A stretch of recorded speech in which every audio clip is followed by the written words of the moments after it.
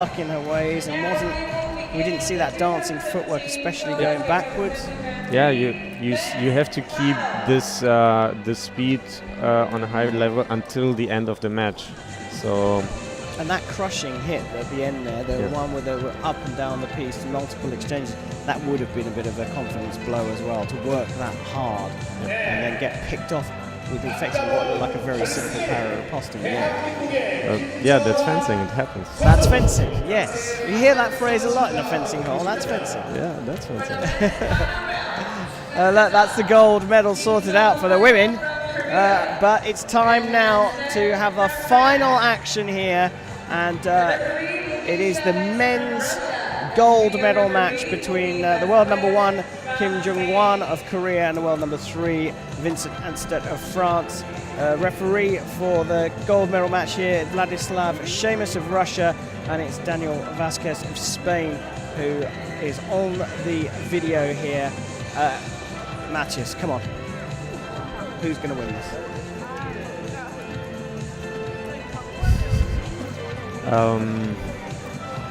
Vincent. I would say ANSTETT will win this. He is, as I said before, he has a very, very excellent style, which I would say fits against Korean fencers. There you go. All right, that's your call. So. Vincent ANSTETT has been put down. I have to say he looks super hungry today, but I have just got this sneaking suspicion that Kim can just turn it on when he needs to. These guys are, I don't know, you know how old they are? They're like 34 or I don't know what. And these guys are still super hungry, as you said. Kim is 33 and ANSTETT is 34, so yeah, as you say, super hungry. Yeah, and if you see Aldo, 38, he was on fire today. And he's in great shape as well. I've seen him perhaps in other this seasons age, not looking so good. Yeah, in this age, it's very, very hard. You have to work even more than when you were younger, because you have problems with the back, with the knees. Yeah. I mean, it's life. Or you do like me and stop fencing at 36 and just get fat. Yeah, that's what a lot of people are doing, but Aldo is still not finishing fencing. No, he doesn't want to, does he? He does not want to finish fencing. But these guys also still right at the top of the game. And first parry. You see, brilliant replay there. So you called it, Matthias, for Vincent. He's had a good start here. Yeah. Hesitation. It looks like he's stuttering, and then all of a sudden an explosion of the hand from Kim, and he's back within one. Movement on the feet is serene from both of them. Yeah, perfect point on line. So just explain this for 1 second. Kim's challenging this, and I'm also, as a foilist, I know that's a swear word to use, sabres, but as a foilist, when does that line have to be established? You stick your arm out, you're getting the right of way. But in order to get that, when do you have to put it out? Yeah, when? That's kind of difficult. I don't know exactly the rules, but there must be like fencing time. I don't know where you have to put the line on, and the biggest problem is to hit the opponent with the point. And I mean,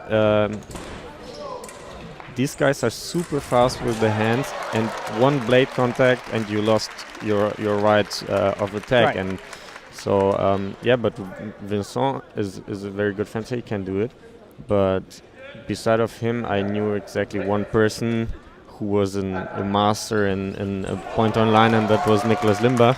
And he's not fencing anymore, unfortunately. And it's a rare tool, isn't it? And, yeah. And if you're watching this, in the past, they used it more often, but right now, because in the past you were allowed to cross your legs, and when people started running, point on line was the one thing to do against it, because you couldn't run backwards as fast as these guys ran forward. Yeah. So, and the Koreans are running too, kind of, without crossing legs. Yeah.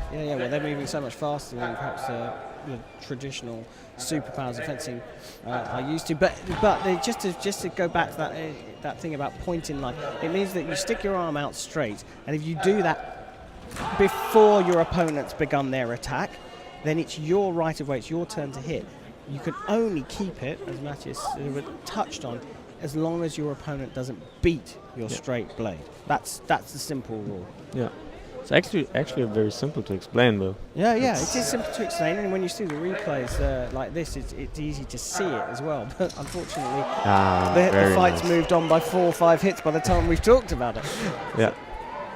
So 7-5 for ANSTETT here. Gold medal match at the 2017 Seoul SK Telecom Sabre Grand Prix, and that is an 8th point, and he goes into the break with a nice lead, but it's not over yet. Yeah, but still he exactly had or did what he had to do, parries and hit the long attacks, and that's why he's leading. Yeah. Well, Lee Hyo-kun back out there having a chat with Kim Junghwan as we get to see some beautiful replays. ANSTETT there on your left. Just really, when you see it in slow motion, it's amazing how far you're reaching. The length of the lunges in Sabre now today is just phenomenal. Yeah, because of the speed, I would say.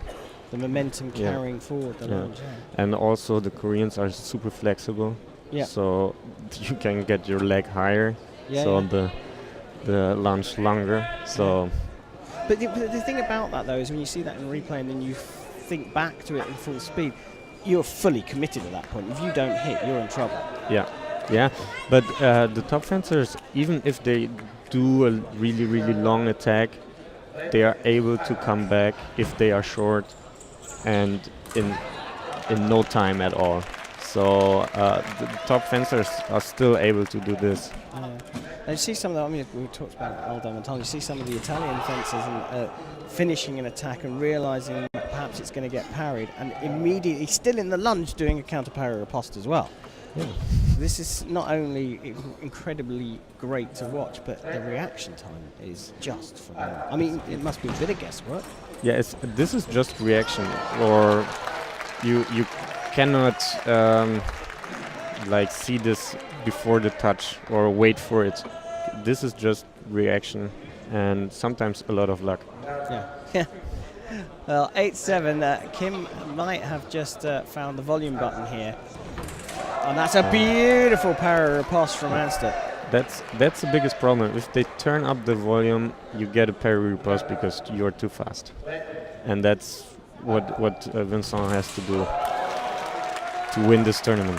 So when you just to get into that and in a little bit more detail, what you're saying is because the Korean here is coming at Vincent ANSTETT so quickly, he can't stop, he can't change direction, and exactly. the timing's picked right and the line is picked right for the block of the blade. Exactly. He's stuffed. Exactly. You cannot, if you're super fast, if you want to hit directly, you cannot change to a different side. And that's why it's easier to parry that attack. If you're slower, you have more time.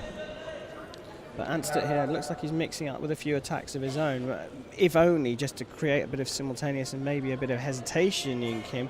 So this game of cat and mouse, changing the tactics all the time. Yeah, and these simultaneous attacks are very good to kind of find a rhythm. And if Kim tries or he continues doing this rhythm, it's easier for Vincent to parry the attacks.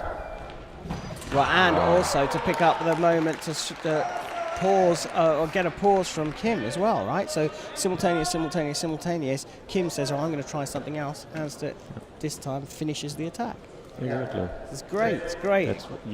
Simultaneous attacks are kind of a preparation for actions. So very nice fencing right now. It's extremely high level here. Yeah, both fencers trying to outwit each other. Good distance from Kim. He now has the right of way as he comes forward, unable to find the blade. ANSTETT becomes a bit of a sitting duck, and What's going to happen now?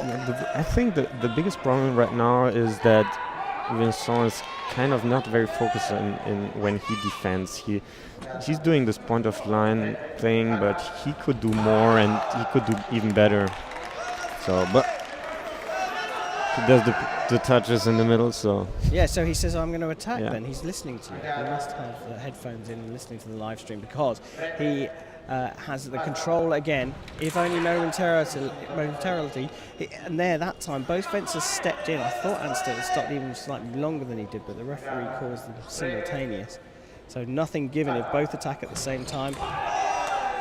Again, the referee just says, reset, no score, let's try again.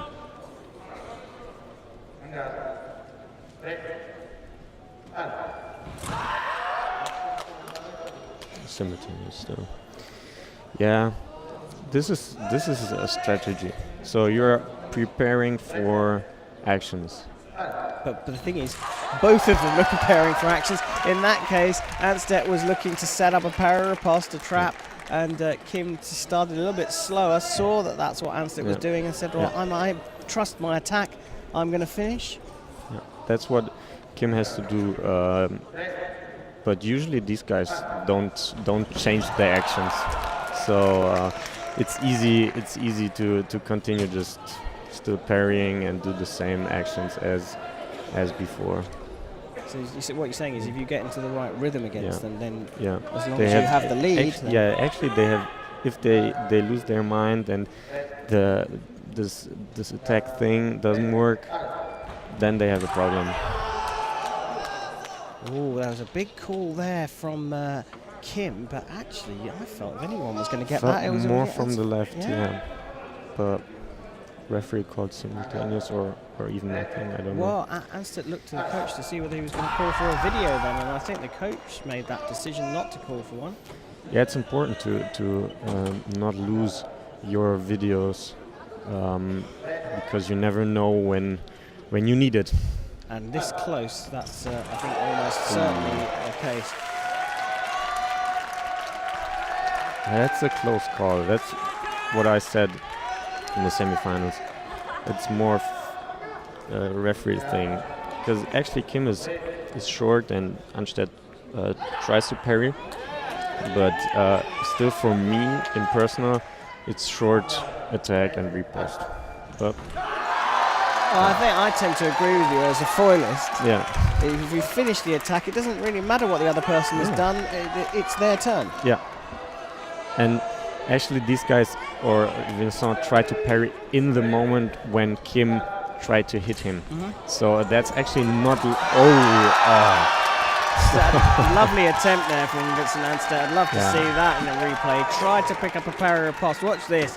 Guy on the left here, Vincent ANSTETT tries to pick up a parry riposte, but unable to land. I think he did find the blade in the middle.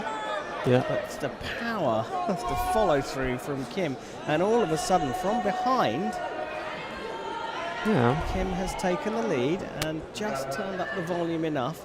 He needs one to take the title here in Seoul, and let me tell you, this place is going to go crazy if he does, and he does with a spectacular parry riposte. Now I think Vladislav Seamus is looking at this just to make sure. What do you think? Both try to parry. So you think that nothing should be given here? I would check the replay. And well, that's what the referee's doing. That's a diplomatic answer. And it has been given as a parry riposte. And the world number one, Kim Junghwan, has won the 2017 Seoul SK Telecom Sabre Grand Prix. And what a cracking fight it was. Amazing, yeah. I didn't expect this, but Kim changed. He hit later in his attack, so Vincent was not able to parry the attacks, and so he fenced really good. Yeah, it was true. The last one was right, so it was a parry riposte here. Both tried to parry, but then you see here, first on the guard. This was totally fine. Well, there you go, and but like you say, it's always worth looking at the video in those tight calls, and that's exactly what Vladislav Seamus did. He thought, I want to check this out. This is a gold medal at a Grand Prix at stake here. I want to check this out, and that's exactly what he did. Well, look, they are already getting set up for the medal ceremony here. I can't let you go without just talking to you a little bit more about the rest of your season is likely to be, and then also just tell us a little bit about preparation for that little event in 2020. I try to, the next weeks, I try to kind of recap the whole season right now, because I'm not very